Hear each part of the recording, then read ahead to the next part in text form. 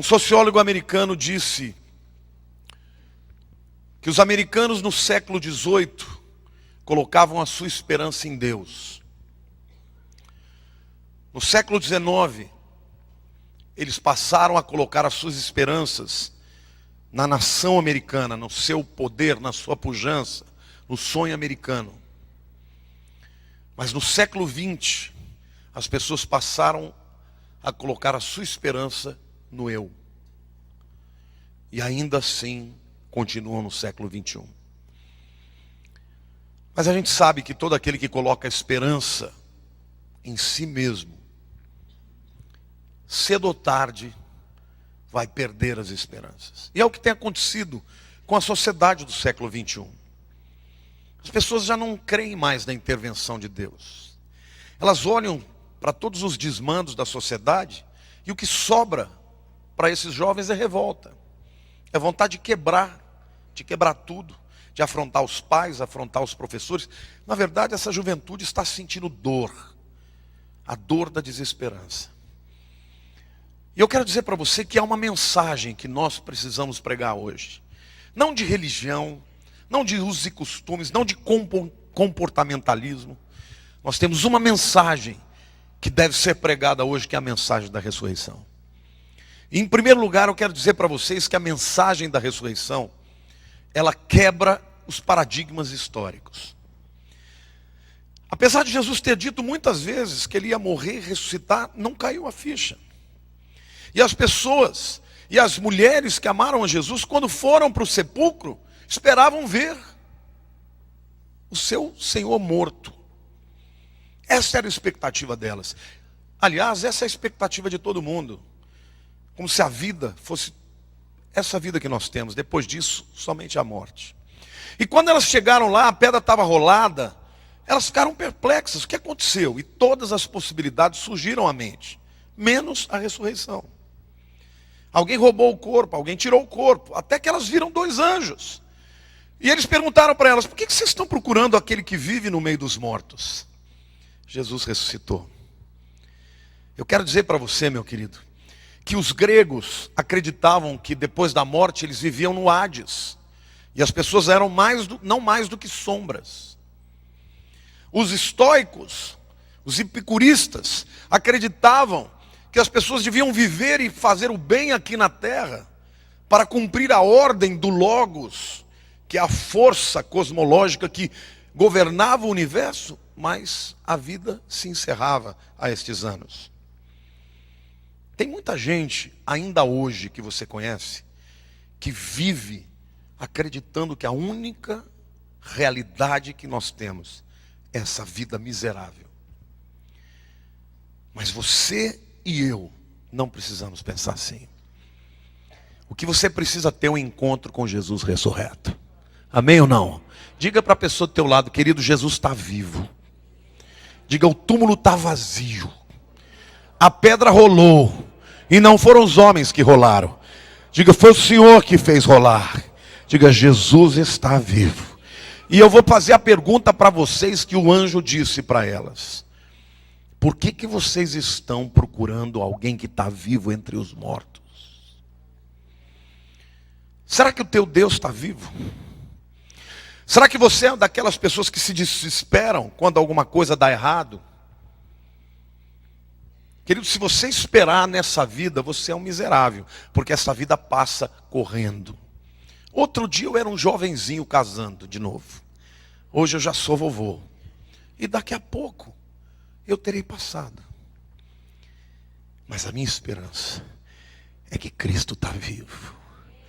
Você precisa dizer ao mundo que Jesus está vivo. O mundo não precisa de teologia, o mundo precisa de discurso religioso. O mundo precisa enxergar na tua vida aquele brilho no olhar de quem sabe que o Senhor está vivo. Amém ou não? Talvez você tenha entrado aqui hoje triste, abatido, sem esperança. Cutuca a pessoa do teu lado e fala: meu irmão, toma a tua linha. Jesus está vivo. Glória a Deus. Você pode aplaudir o Senhor e dizer: eu creio.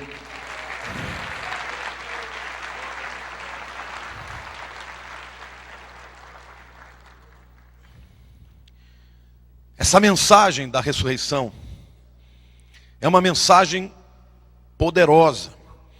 E o texto diz a partir do versículo 9, diz assim: e voltando do túmulo, anunciaram, diga anunciaram, todas essas coisas aos 11 e todos os mais que com eles estavam.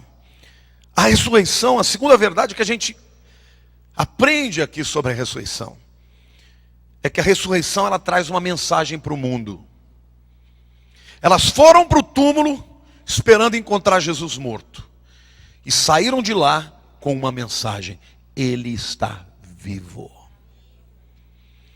Essa é a mensagem. Hoje eu fico vendo os crentes, pessoas se elucubrando, filosofando, falando de tudo, menos do que importa. Sabe o que importa na verdade? É Jesus estar vivo.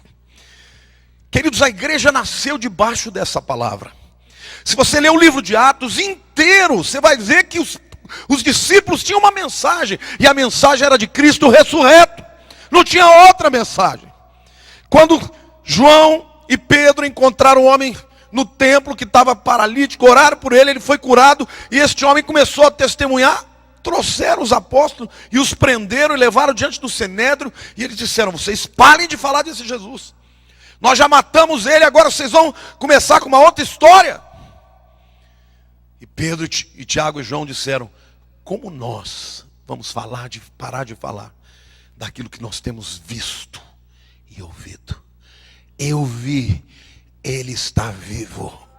Eu não vou me calar, Ele está vivo. O diabo quer calar a tua boca. Sabe o que o diabo quer? Que você vista vestes de depressão, de tristeza, de medo, de pavor e de terror.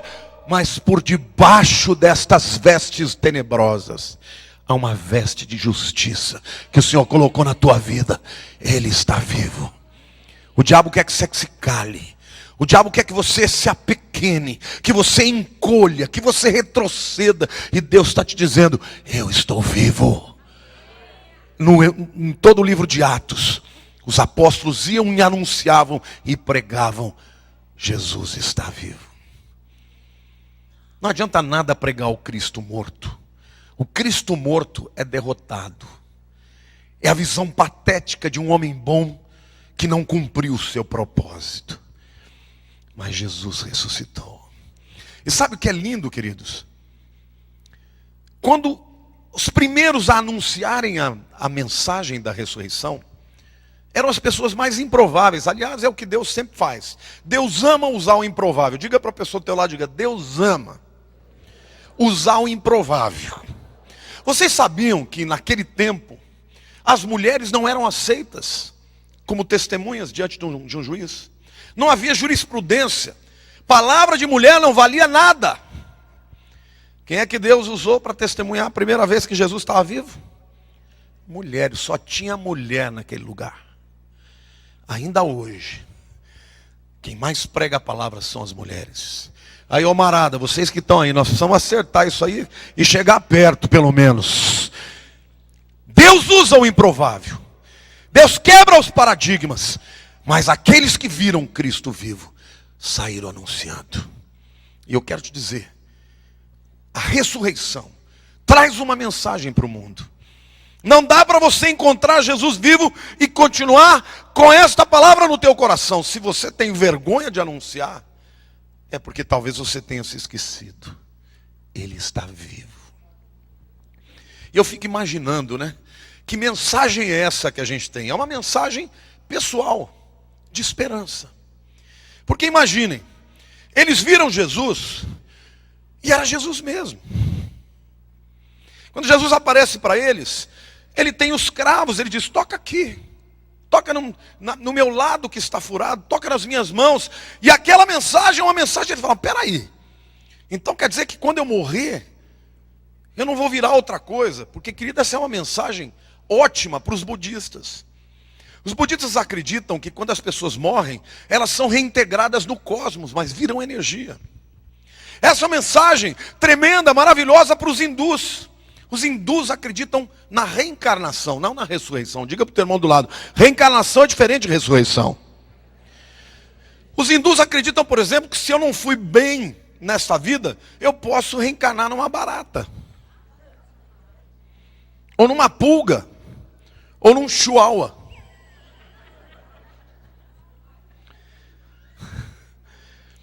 Mas a mensagem da ressurreição, Jesus é Jesus, Pedro é Pedro, Lamartine é Lamartine. Olha para a pessoa do teu lado, você vai ter que me encontrar lá na glória. Aplauda o Senhor, diga eu creio, diga aleluia, eu creio, eu recebo em nome de Jesus. Essa mensagem é de esperança, porque eu sei que eu vou encontrar minha mãezinha, vou encontrar meu paizinho, vou encontrar meu irmão querido, vou encontrar vocês lá. Essa vida vai passar, mas nós seremos os mesmos, porque Jesus fez isso na nossa vida, amém ou não? Aplauda, derrame o júbilo na presença do Senhor. Jesus é o mesmo, é uma mensagem de esperança. Vejam, sou eu. Sentou com eles, comeu com eles, tem pão aí, tem peixe aí, o que tem para comer? Não é? A ressurreição, em primeiro lugar, quebra paradigmas, e Deus te chamou para quebrar paradigmas. No meio de um povo sem esperança, você vai ser um homem de fé, uma mulher cheia de esperança. Mas a ressurreição também nos traz uma mensagem maravilhosa. Sabe, gente? A vida hoje é uma vida sem responsabilidades. Nós estamos na geração do Facebook. Parece que a vida se resume a curtir ou descurtir. E as pessoas curtem e descurtem o dia inteiro. Como se nada tivesse de fato alguma consequência. Mas quando você sabe que Jesus está vivo, e que um dia você vai estar na presença dele, querido, você entende que a vida não é curtir ou descurtir.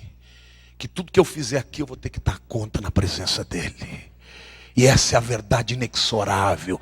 Um dia, diga para o teu irmão do lado, um dia, e não está muito longe, você vai estar diante dele. E diga, naquele dia, não vai adiantar curtir ou descurtir. Aceitar Jesus não é assim, eu curto. Rejeitar Jesus é não, eu não curto. Não, aceitar Jesus é tomar a cruz, é seguir, é dizer eu quero Ele para a minha vida, amém ou não? Glória a Deus! A vida tem consequências. O que fazemos aqui vamos dar conta para Ele. Mas nós não podemos nos esquecer nunca que a mensagem cristã da ressurreição é uma mensagem para o mundo de transformação. A partir do versículo 13, eu quero continuar este capítulo inteiro que fala sobre a ressurreição, e diz assim: naquele mesmo dia, 2 deles estavam de caminho para uma aldeia chamada Emaús, distante de Jerusalém 60 estádios. Mais ou menos, você multiplica 60 por 300 metros, aí você descobre quanto que dá. Iam conversando a respeito de todas as coisas sucedidas. Aconteceu que enquanto conversavam e discutiam, o próprio Jesus se aproximou e ia com eles. Os seus olhos, porém, estavam como que impedidos de o reconhecer. Diga para a pessoa do teu lado, você pode nem perceber, mas Jesus está caminhando junto com você. Mesmo quando você está indo para longe da sua vontade, Ele está junto de você. Então lhes perguntou Jesus, que é isso que vos preocupa? E de que ides tratando à medida que caminhais? E eles pararam, estavam andando e pararam, entristecidos. Um, porém, chamado Cleopas, respondeu dizendo, és o único, porventura, que tendo estado em Jerusalém, ignoras as ocorrências desses últimos dias? Quem é Cleopas?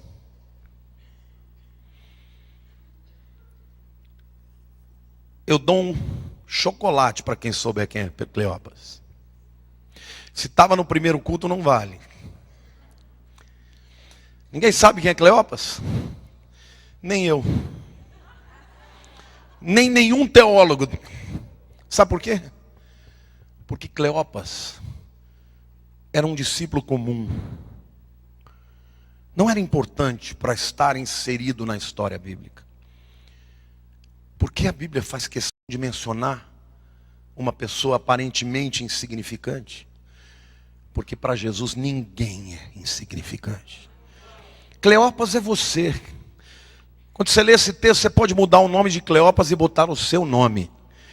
Porque da mesma maneira como Jesus veio ao encontro daquele homem que estava caminhando desacorçoado da vida, ele vem ao encontro daqueles que o amam, que o desejam, mas que estão com os olhos fechados porque não entendem quem ele é e os seus propósitos. Diga para a pessoa do teu lado: ninguém é insignificante para Jesus. És o único, porventura, que tendo estado em Jerusalém, ignoras as ocorrências desses últimos dias? Ele lhes perguntou: quais? E explicaram: o que aconteceu a Jesus o Nazareno, que era varão profeta, poderoso em obras e palavras diante de Deus e de todo o povo. E como os principais sacerdotes e as nossas autoridades o entregaram para ser condenado à morte e o crucificaram. Vejam como a esperança do homem é fútil. Ele era varão profeta. Ele era homem poderoso em palavras e em obras. Não, querido, ele não era. Ele é. Eles só não tinham entendido o problema. Eles não tinham entendido o propósito. Eles não tinham entendido a revelação. E Deus me mandou te dizer, meu querido, que Ele ainda é este Deus todo-poderoso na tua história. E Ele é poderoso para fazer um rebuliço em tudo aquilo que o diabo fez, mesmo que você não entenda. Para eles, Ele era. E na verdade, eles estavam na presença do Cristo ressurreto. Diga para a pessoa do teu lado: Ele é o Senhor da tua história. Diga para a pessoa: você pode não saber, mas nesse momento Ele está andando do teu lado. Nesse momento Ele é o Senhor da tua vida. Diga: nem o inferno inteiro pode tocar na tua vida, porque Ele está ao seu lado. Amém? Aplauda o Senhor, diga: eu creio. Eu creio na palavra do Cristo ressurreto.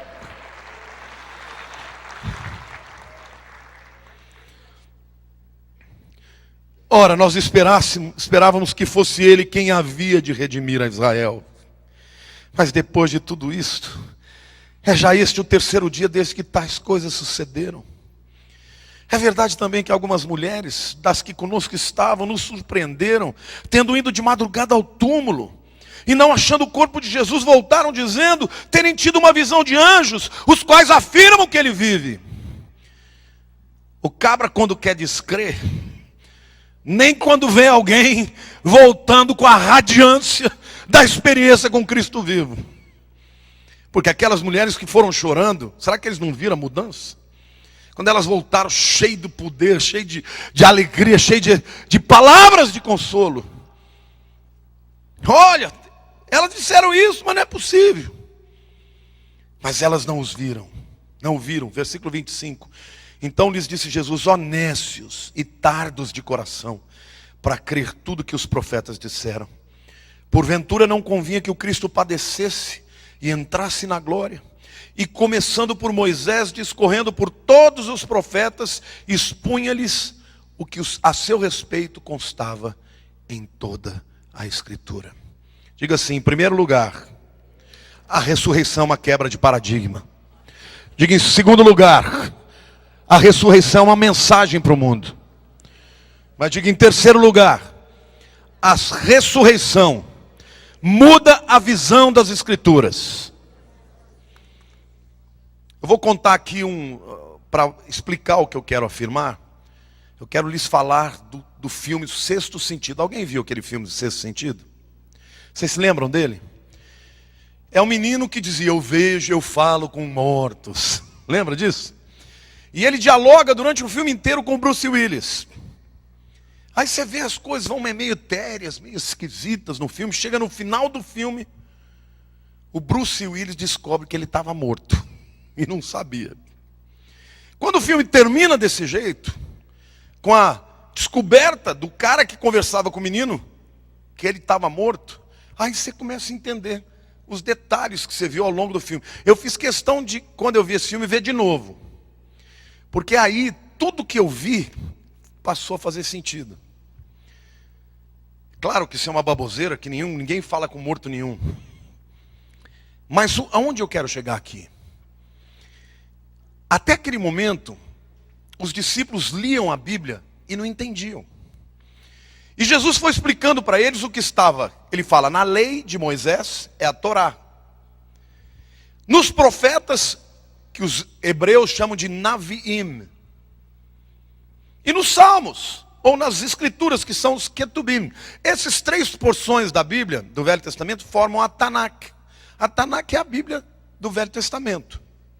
Então Jesus nada mais fez do que foi explicando para eles, ao longo do caminho, que tudo que estava no Velho Testamento falava dele.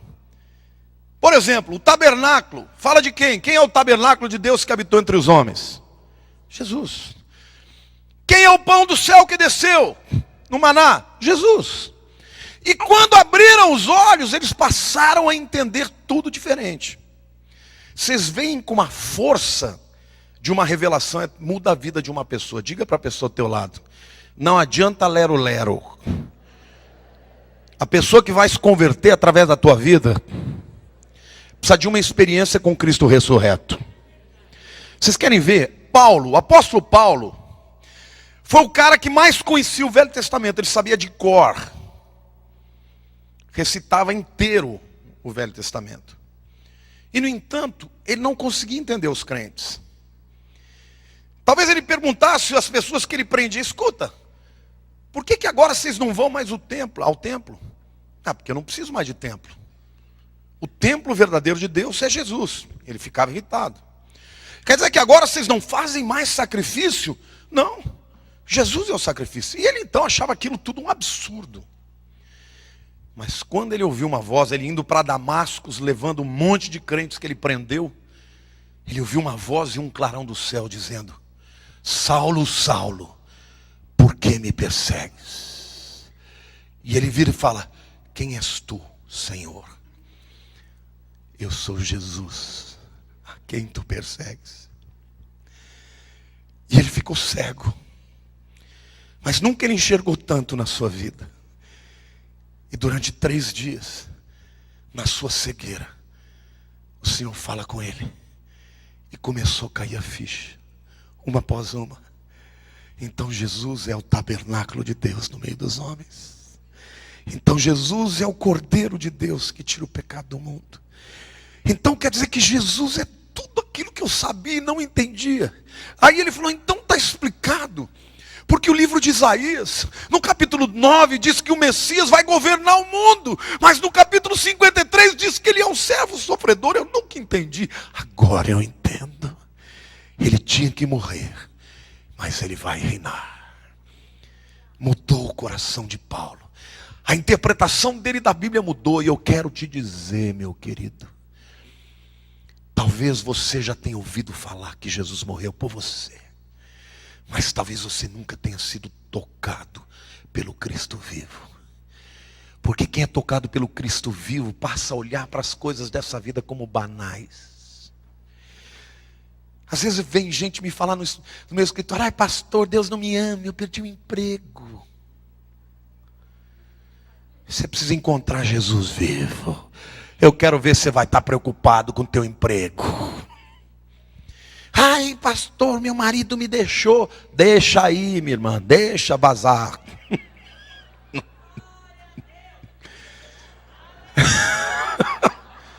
Está preocupado com o marido, se não vai encontrar outra, vai se ferrar. Se ele for de Deus, vai voltar. Amém ou não? Glória a Deus, diga eu creio. Para que ficar tão desesperado com as coisas dessa vida? Vai passar. Ai, meu apartamento novo, não pisa nele não. Ai, o tapete é claro. Ah, meu irmão, vai ficar tudo comido pelas traças. Quando você encontra o Cristo vivo, a tua maneira de enxergar a vida muda. Ao invés de você ter tristeza, você vai ter alegria. Ao invés de ter medo, você vai ter ousadia. Ao invés de você ficar, ai meu Deus, o que está acontecendo? Você vai dizer, glória a Deus. Você está me entendendo, meu irmão? Esta mensagem que o mundo precisa. O mundo não quer uma outra religião. Religião, cada uma tem a sua. Mas a única verdadeira que fala de um Cristo que está vivo é o cristianismo. Amém ou não? Pode aplaudir o Senhor de eu creio. Eu recebo em nome de Jesus. Cristo mudou a vida de Paulo. E eu imagino um homem desse, depois que descobre que tudo que ele cria estava errado. Se não fosse a graça de Jesus, ele ia ser o cara mais deprimido da vida. Você vai querer chegar no final da tua vida para descobrir que tudo pelo que você lutou estava errado?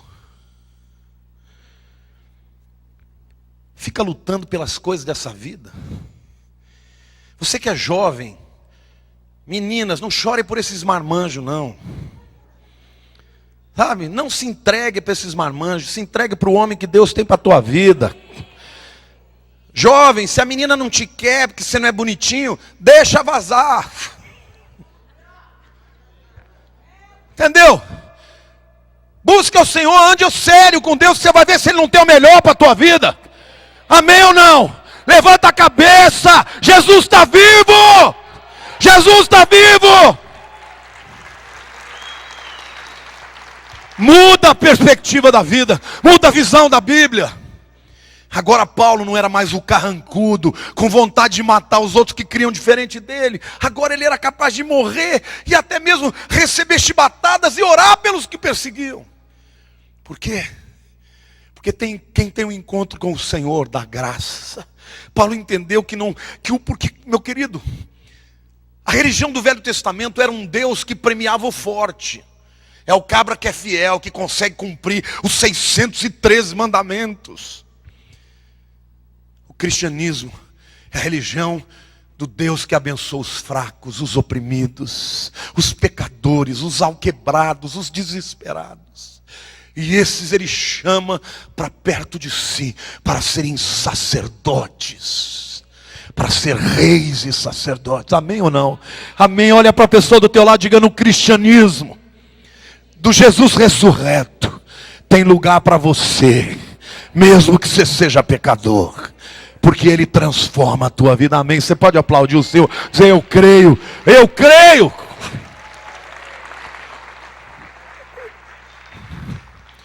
Muda a nossa visão, muda a visão da palavra. A palavra cresce, a revelação vem para o teu coração, muda a tua alma. Sabe, irmãos, porque todos nós somos seres humanos e nós vivemos no que os sociólogos estão chamando de sociedade pós-cristã. Sabiam disso? Esse é o novo termo que eles estão usando para descrever o tempo que a gente vive. Se você pegar 60 anos atrás, 50 anos atrás, as pessoas um pouquinho mais experientes, o mundo era diferente. Não era verdade, dona Pina, seu Oswaldo? Mesmo as pessoas que não eram crentes viviam como cristãs, respeitando palavra. Não era isso. Hoje, na sociedade pós-cristã, é o contrário.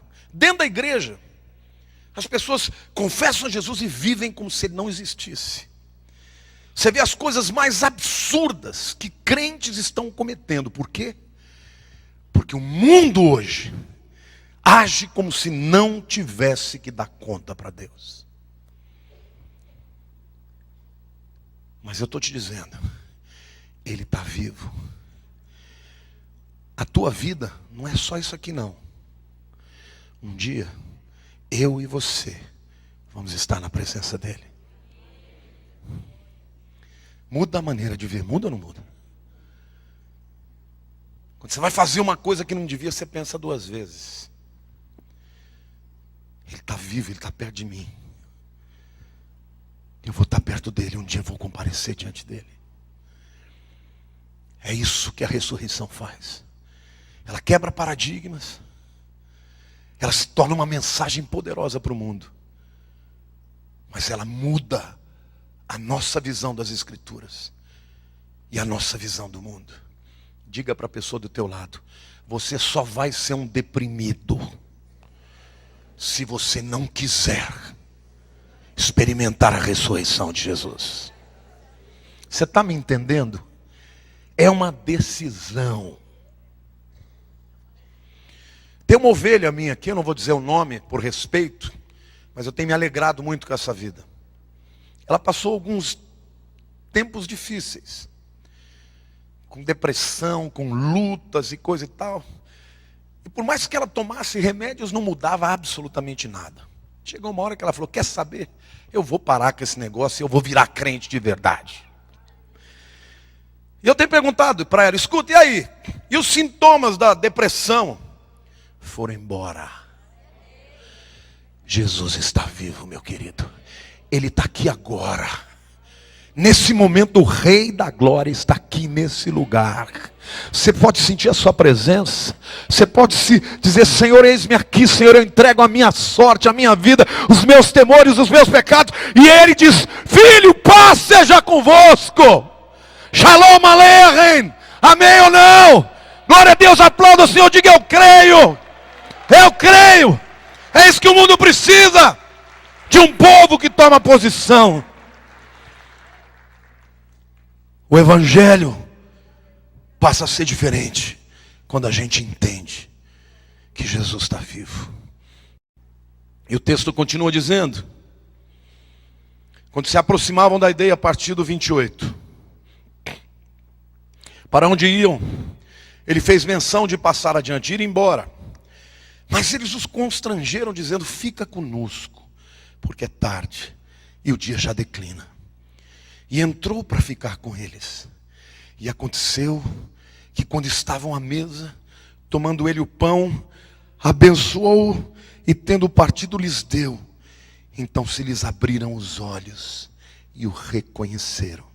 Mas ele desapareceu da presença deles.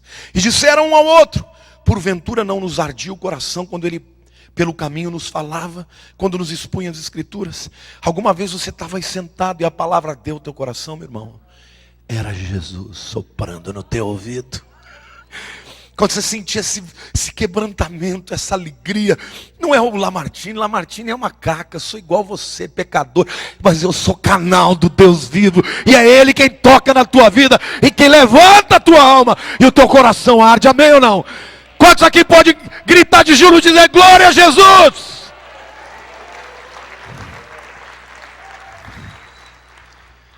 Porventura não nos ardia o coração quando ele pelo caminho nos falava, quando nos expunha as escrituras. Versículo 33.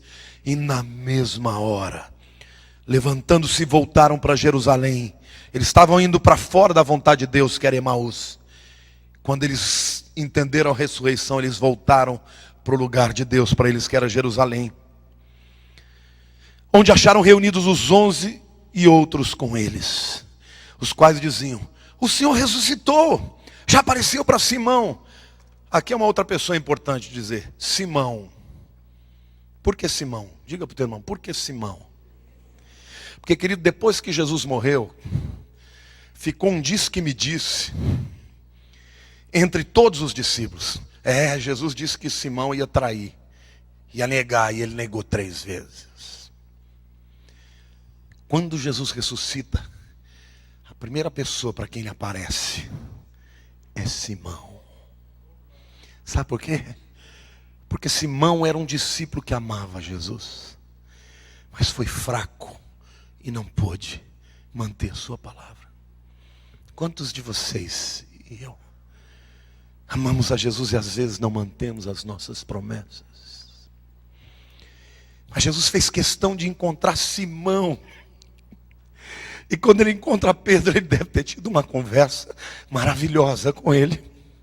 E Pedro volta transformado. E ele volta dizendo, eu vi o Senhor. E aí a conversa que ficou entre os discípulos não era que Pedro tinha negado 3 vezes, mas que Jesus apareceu a Simão. E eu quero te dizer, querido, mesmo se você tenha cometido um pecado, Jesus vai aparecer para você para dizer, eu morri pelos seus pecados e ressuscitei para te dar uma nova vida. Amém ou não? O diabo, eu quero profetizar, vai perder para a sua vida. Ele não vai te ganhar. Ele não vai conseguir te arrastar para o império das trevas. Porque você faz parte do reino do Filho do seu amor. Você pode aplaudir o Senhor, dizer, eu te amo, Jesus. Aleluia. Aleluia! Então os dois contaram o que lhes acontecera no caminho e como fora por eles reconhecido no partir do pão. Falavam ainda essas coisas quando Jesus apareceu no meio deles. e lhes disse: paz seja convosco. A palavra de Jesus para a tua vida é: fique em paz, querido. Eu estou aqui. Diga para a pessoa do teu lado: meu amado, fique em paz. Você está enfrentando alguma luta muito difícil? Fique em paz. Você perdeu alguém muito querido? Fique em paz. Morreu alguém que você amava? Fique em paz. Isso não é o fim da história. Diga para a pessoa do lado: fique em paz. Essa é a mensagem do crente. Deus não te chamou para condenar ninguém. Deus te chamou para apresentar a solução, o Cristo vivo. Paz seja convosco. Amém? Quantos querem entregar hoje os seus temores, as suas lutas ao Senhor e receber a paz que excede o entendimento? Eles, porém, surpresos e atemorizados, acreditavam estar vendo um espírito. Jesus passou no meio da...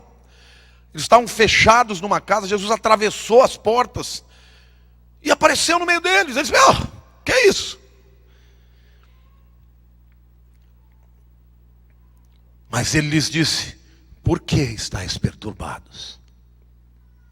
E por que sobem dúvidas ao vosso coração? Vede as minhas mãos e os meus pés, que sou eu mesmo. Apalpai-me, verificar, porque o espírito não tem carne, nem ossos, como vedes que eu tenho.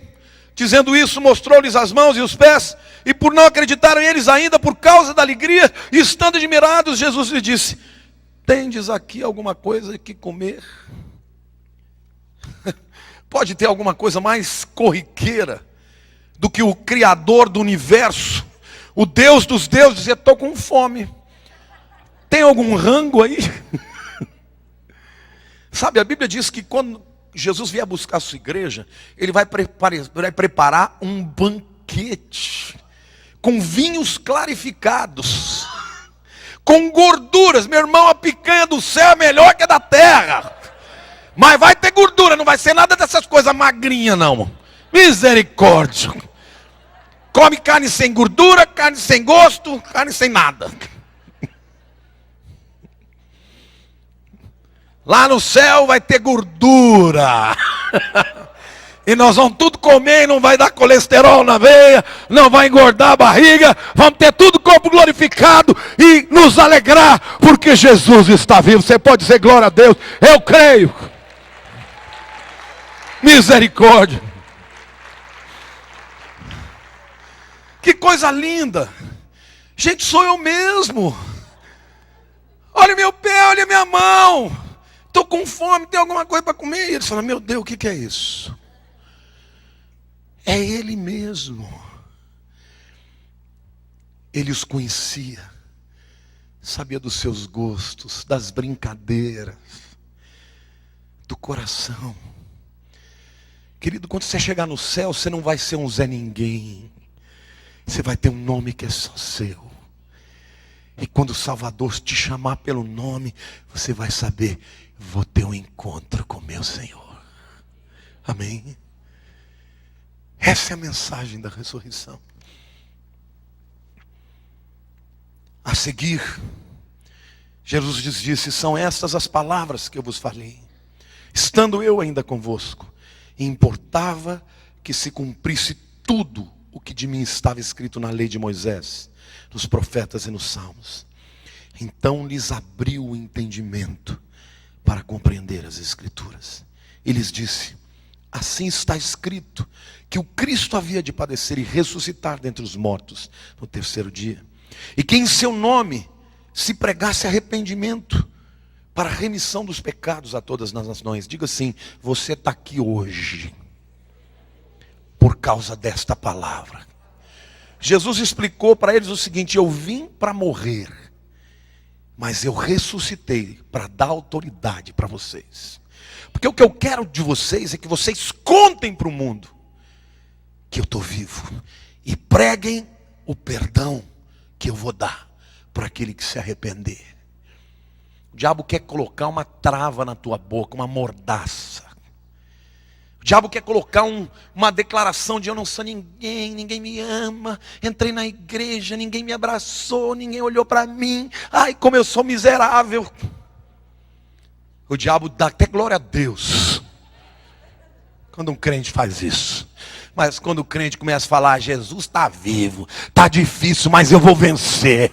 A doença não vai me abater, a dificuldade não vai me abater, o emprego que eu perdi não vai me abater, porque Jesus está vivo. Aí o diabo corre, aí ele desespera, porque quando um crente descobre essa verdade, ele vai sempre estar com os olhos abertos para ver a presença do Senhor na sua vida. Caiu a ficha, querido? Caiu a ficha? A cadeia de comando não se quebrou. Há 2000 anos atrás Jesus falou, vocês anunciem às nações que eu estou vivo. 2000 anos depois, porque se fosse palavra de homem já tinha morrido. Mas o cristianismo se levantou contra todos os impérios. O império romano caiu e os cristãos continuaram. E foi passando de geração para geração até você estar aqui. E as nações em todas as línguas estão dizendo, Jesus está vivo. Só que a história não terminou ainda, ele vai voltar para buscar a sua igreja. Quantos aqui querem fazer parte dessa igreja que vai ser levada? Diga, eu quero. Oh, diga, Maranata, Jesus, vem logo. Começando por Jerusalém, verso 48. Vós sois, diga para o teu irmão, você, meu irmão, é testemunha dessas coisas. Eis que vos envio sobre vós a promessa de meu Pai. Permanecei, pois, na cidade até que do alto sejais revestidos de poder. Vou falar uma coisa muito séria aqui. Você não enfrenta o poder das trevas no poder do homem. Se você estiver enfrentando no braço, você vai perder. Jesus falou, vocês já estão com o entendimento aberto, já sabem o que aconteceu, só que vocês não estão prontos. Vocês precisam ser revestidos de poder. Recentemente eu li que a cidade de Los Angeles estava tão poluída, mas tão poluída que era como uma camada negra sobre a cidade, mais ou menos como São Paulo. Só que lá tudo alarma, né? Aqui assim o povo não está nem aí. E aí estão reunindo os maiores ambientalistas para discutir como é que eles podiam despoluir a cidade. Depois de uma semana discutindo, eles chegaram com um veredito. Olha, a verdade é que nós estamos com vergonha. Porque vocês nos pagaram, nos trouxeram, nós somos doutores, mas a nossa resposta é, não tem jeito para acabar com a poluição. Só tem um jeito para Los Angeles. Vir um vento poderoso que leve a poluição para o mar. E aí a cidade pode ficar com um nível de poluição mais baixo. O mundo de hoje está cheio de poluição, mas não é só poluição de ar, não. É poluição de pecado, de pornografia, de incredulidade, de afronta para Deus, de pessoas de desamor. É todo tipo de poluição que domina as almas das pessoas. Mas tem uma coisa que Deus pode fazer.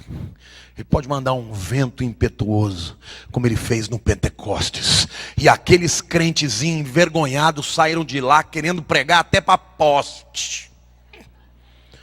Ninguém mais podia parar aqueles crentes, porque o poder do Espírito Santo veio sobre eles. Eu quero declarar que o poder do Espírito virá sobre a igreja, porque há uma promessa do Pai, que antes da vinda do Filho, haveria um grande derramar do Espírito Santo.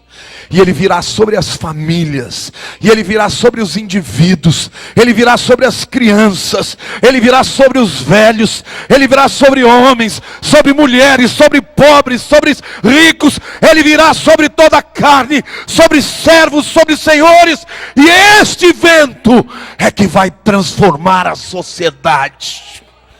Eu quero profetizar que esse decreto de que nós vivemos a sociedade pós-cristã não vai prevalecer na nossa igreja, na nossa cidade e no nosso país, porque Jesus vai salvar essa nação.